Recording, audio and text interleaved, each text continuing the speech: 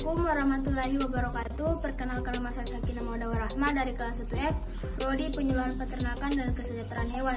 Saya di sini akan menjelaskan tentang sistem pernapasan, sistem pencernaan, sistem reproduksi, dan sistem sirkulasi darah pada unggas.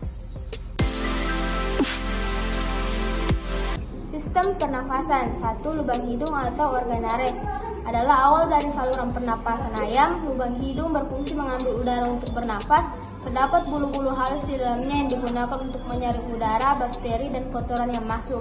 2. Laring adalah organ yang paling dekat dengan trakea. Fungsi dari laring antara lain mencegah masuknya benda asing ke dalam laring. Jalan masuk udara selama inspirasi membantu dalam proses menelan serta mengatur suara. Kemudian udara akan disalurkan ke organ trakea berupa pipa yang terdiri dari cincin tulang dan rawan. Trakea memiliki fungsi menyalurkan udara ke bronkus yang diteruskan ke paru-paru. Pada pangkal trakea terdapat siring yang sebelum mencabang menjadi bronkus kanan dan bronkus kiri. Bronkus memiliki fungsi ganda yang memastikan kualitas udara yang masuk serta memastikan bakteri pembawa penyakit yang masuk. 3. Paru-paru atau pulma yang terdapat di belakang jantung ayam dan dilindungi tulang yang membungkus sapi paru-paru. Fungsi paru-paru ayam sama dengan paru-paru pada umumnya, yaitu tempat pertukaran oksigen dan karbon dioksida. Kantong udara berfungsi untuk mempertahankan volume darah yang konstan pada paru-paru dan menggerakkan udara selama respirasi dan ekspirasi. Sistem pencernaan. 1. Mulut atau paru. Paru ayam berfungsi untuk mengambil makanan. Lidah di dalam mulut akan mendorong makanan ke saluran pencernaan. Kedua, esofagus atau kerongkongan berupa pipa tempat pakan melalui saluran ini dari belakang mulut ke proventriculus. Yang ketiga, krop atau tembolok berfungsi sebagai tempat penyimpanan sementara. 4. Proventriculus, suatu pelebaran dari esofagus sebelum berhubung dengan ventriculus. 5. Pankreas berfungsi sebagai penginapan endokrin maupun eksokrin. 6. Hati berfungsi sebagai sekresi empedu, metabolisme protein dan karbohidrat. 7.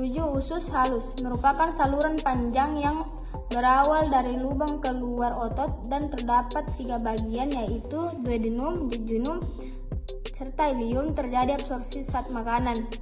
8. Usus besar berfungsi membantu mencerna pakan yang memiliki kadar serat kasar yang tinggi melalui aksi jasa trenik di dalamnya. 9.